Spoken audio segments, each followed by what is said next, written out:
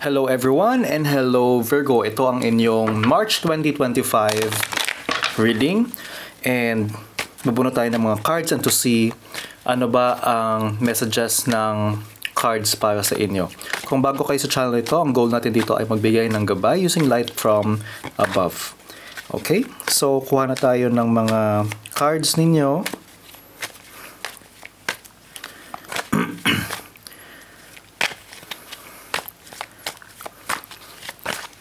Okay, the Moon, Seven of Cups, Page of Wands, Two of Cups, Four of Cups, or Four of Cups, and sorry, Nine of Wands, Ace of Pentacles, Nine of Cups, Two of Swords, and the Fool. Okay. Virgo, ano ba to? Ano ba tong ninanais ninyong mangyari sa buhay ninyo, Virgos? Meron kayong gustong abutin, pero napakadami nyong imagination. Ang daming, nakikita ko kasi dito na, paano ko sisimulan? Okay, the Moon. Ang dami niyong takot sa sarili ninyo and napakarami niyong insecurity. Minsan, yung mga pangarap ninyo na parang inaasahan ninyo na gusto mo sanang mangyari, pero parang pwede ba? Kaya bang gawin yon? Yung mga ganon eh. Apart from that, napakadami mo ding gustong mangyari pa sa buhay mo. Parang minamadali mo lahat, Virgo. Ito yung pakiramdam dito na lahat gusto mo now na. Ang problema lang dito, yung energy mo punong-puno nung fantasy, punong-puno ng parang sana ganito, sana ganyan, sana meron akong ng mga ganitong bagay. Kung meron akong ABC, alam mo yon, kung meron ka ng mga lahat ng bagay nito, magiging masaya ka sana. Pero parang nakukulangan ako sa action sa inyo. So, let's see. You have the Page of Wands here. The Page of Wands is telling me na yung pangarap mo or yung passion mo, hindi na siya nagiging ganun kalakas, no? Hindi na siya nagiging ganun katatag gaya ng dati. Para kasing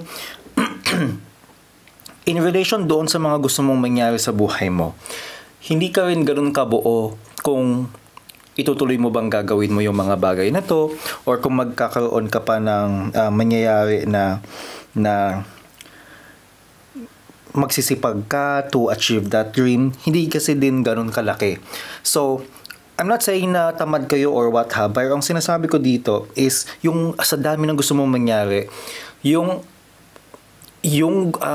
attitude mo, yung gusto mong action, hindi ka rin ganun kalaki na effort. Virgo, in the past, there is this situation kung saan may nakilala kang tao or there is a person na parang kasundo mo and you're quite happy about it. I don't know if that will resonate to everybody, pero ito yung card, so ito yung sasabihin ko. But you also have this energy na parang minsan sa dami ng nangyayari sa'yo, sa dami ng gusto mo din mangyari, mayroon kang expectations from other people na minsan hindi ma-meet. So, nagkakaroon kayo ng some issues about it because yung expectations mo medyo malaki.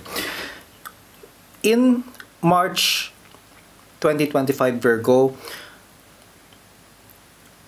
parang how to say this? Hindi ko sigurado kung nawalan ka ng gana or parang bahala na si Batman. Bahala na si Batman ang motto mo. Kasi para kang because the Nine of Wands here, Virgo, usually parang kaya ko to. Kahit ano pa yan, pag sisipagan ko, ganyan. Pero ngayon, parang tamad na tamad na energy. So, ano bang nangyayari dito? no? Parang makikita natin yan mamaya. Virgo, yung mga tao around you, parang sarado yung mga ina-expect mong mga tao. Hindi sila ganun kabukas, hindi sila ganun ka-free, busy sila. Alam mo, ang daming signs ngayon na napaka-busy. Isa ka na doon, tsaka kaisip. Pero maraming tao sa around you na ang dami nilang ginagawa, punong-puno yung schedule nila, and minsan nagkukulang sila ng time for you. So, in effect, noon, ikaw naman, Virgo, parang pakiramdam mo not enough. Parang gustong-gusto mo na andyan yung mga tao sa'yo. Hindi mo siguro makita sa sarili mo na maybe you can't do it, ganyan. So, ito yung nagiging situation mo ngayon na you're hoping na sana andyan yung mga tao for you, but yun nga, busy sila. So, 'di ba? Ito yung kailangan mong one of the things na andito. Virgo, ang advice sa'yo for March 2025 is to realize or alamin sa sarili mo ano ba yung paninindigan mo. Ikaw ba ay aasa sa iba or ikaw ay aasa sa sarili mo? Ikaw ba ay mag-move forward to do or act or create something for yourself, or manunood ka na lang at papanoorin mo na lang yung ginagawa ng mga ibang tao? There is a need for you to act. And kailangan mong simulan yon, because sa dami ng gusto mong mangyari, Virgo, para ka nagsisimula sa zero, para ka nagsisimula sa pagkabata. And lahat ng ito ay because ang dami mong parang ang dami mong activity, ang dami mong pinagkakaabalahan, na para kang lagi kang nagsisimula ulit. Para kang laging na naman to, parang nakakapagod siya. Yun yung feeling nito. But ayun nga, you really need to find that decision in yourself, kung saan ka tatayo, kung saan ano ba yung pinaniniwalaan mo, ano ba ang iyong stand. Ikaw ba ay magtitiwala sa sarili mo or hindi? Ayun yun. Ayun yung nakikita ko rito. So, kuha tayo ng advice card para sa inyo.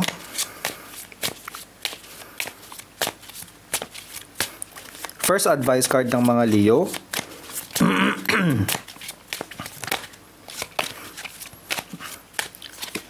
First advice card. Physical touch, a tender touch can mean so much.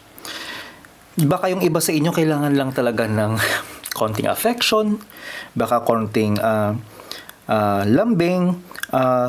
Virgo, I don't know how you will get the physical touch, but maybe you just need to feel loved, and you need to feel that true physical touch. Pwedeng sa partner mo, pwedeng kung kanino man to, but then you really just have to find that feeling, kung saan feeling mo you are seen, you are felt, you are appreciated, na feel mo maganda ka, gwapo ka, na feeling mo very important ka. Pag nahanap mo yon, Virgo, tandaan mo sa sarili mo yon, and baka ito nga ang kailangan mong makita sa sarili mo, but maybe you're just lost, no? Next advice card.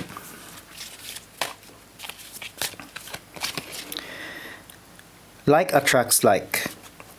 If you long for more love, be more loving. So kung naghahanap ka ng pagmamahal, ikaw mismo, magbigay ka ng pagmamahal sa ibang tao. Sa sinasabi mo, sa lahat.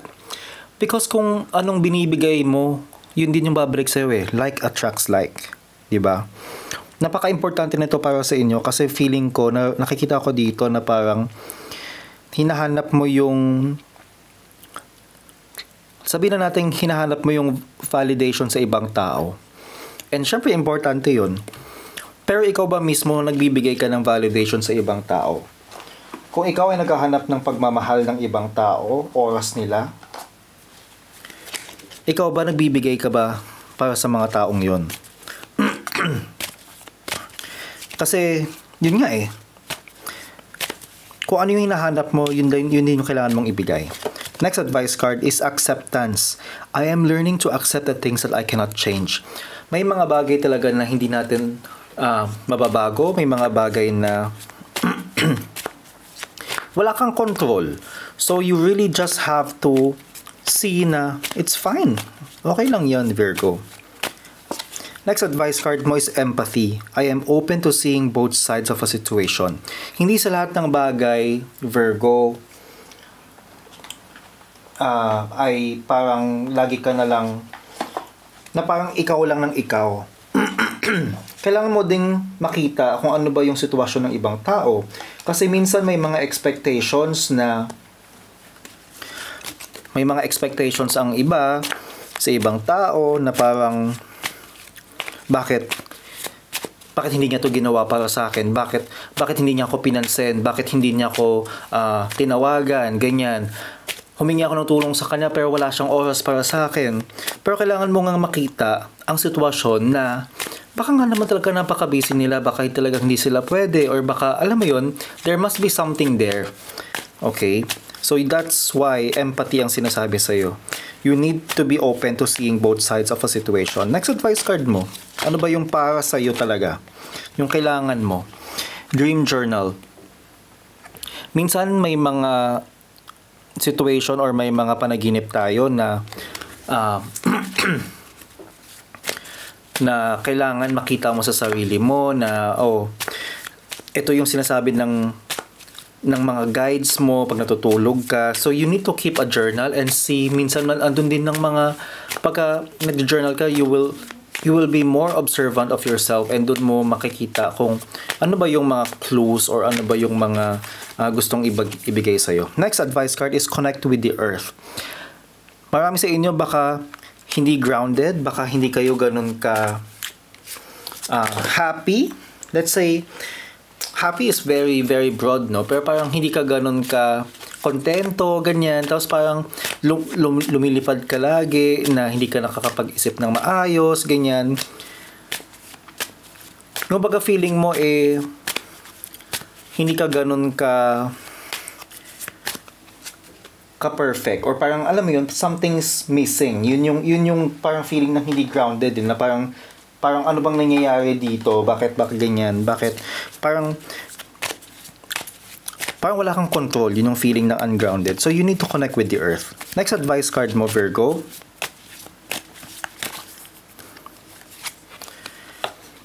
is shift your energy. So if feeling mo minsan parang hindi mo gusto, parang feeling mo nababad, parang feeling mo hindi good vibes ang nangyayari sa'yo, palitan mo yung energy mo mismo. Hindi sa lahat ng bagay ay sinisisi sa ibang tao, pero you need to look inside you and you need to shift that energy. You need to change how you are treating other people. You need to change, you need to look at ano ba yung mga sinasabi mo sa sarili mo, ano ba yung mga iniisip mo about other people, kung paano ka nagiging ano yung nagiging ugali mo, ano yung nagiging reaction mo sa mga tao. You need to be aware of that. And kung sa tingin mo may improvement na kailangan gawin doon, maybe you need to do something about it, then you need to change that energy. Next advice card mo is higher ground. Tinatawag ka na ng universe to go up higher. Raise your vibration. Change how you are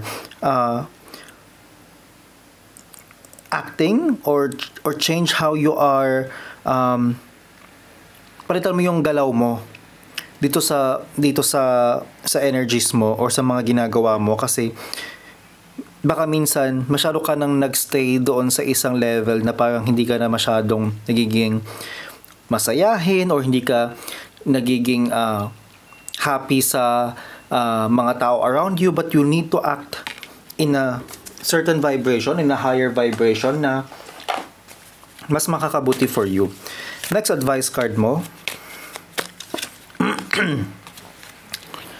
is to wait. Have patience.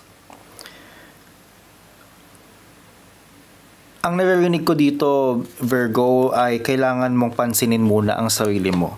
kailangan mong maging aware sa sarili mo. Pansinin mo yung sarili mo. Kasi para kang para kang blinak.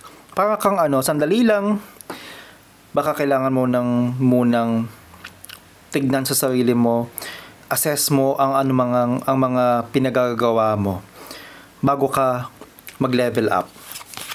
Yun yung nakikita ko rito. Next advice card mo.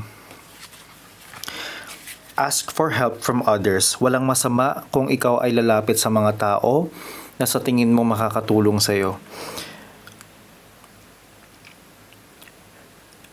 Part nito, nakikita ko rito is yung pag-accept na hindi ka superior than others. Hindi ka hindi ka independent all the time because lahat naman ng tao ay kailangan ng tulong ng mga ibang tao. So you need to be there, you need to have that thinking na it's okay na magkaroon or humingi ng saklolo sa ibang tao.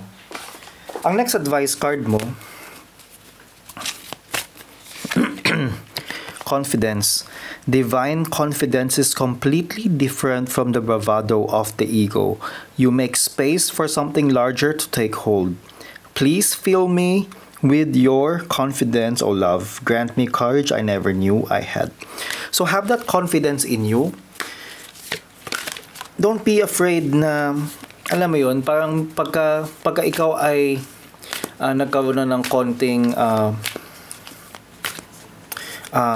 let's say, nagkaroon ka na ng konting pagkakaunawa sa sarili mo. Keep that confidence in you. Kailangan mo yon. Patience.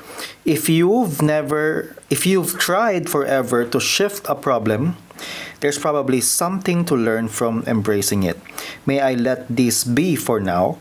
Help me relax and trust every need will be met. Often change soon follows. Ayan nga You need to shift something in your energy.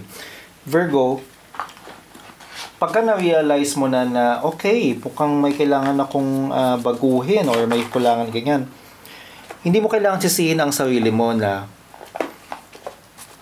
bakit kasi ganito ako, bakit kasi ganyan ng situation. Hindi mo na kailangan isipin yon. Just know na okay, napansin mo ganyan siya, okay, it's okay, ganito siya for now, pero it will be better soon. Next advice card is yellow, flexibility, adaptability, and personal power. Huwag mo kakalimutan sa sarili mo na minsan pagka na-realize mo kasi yung minsan pagka may nakita ka sa sarili mo, ay kailangan ko palang improve to. Minsan may thinking na ano ba kasing ginawa ko, baka mali.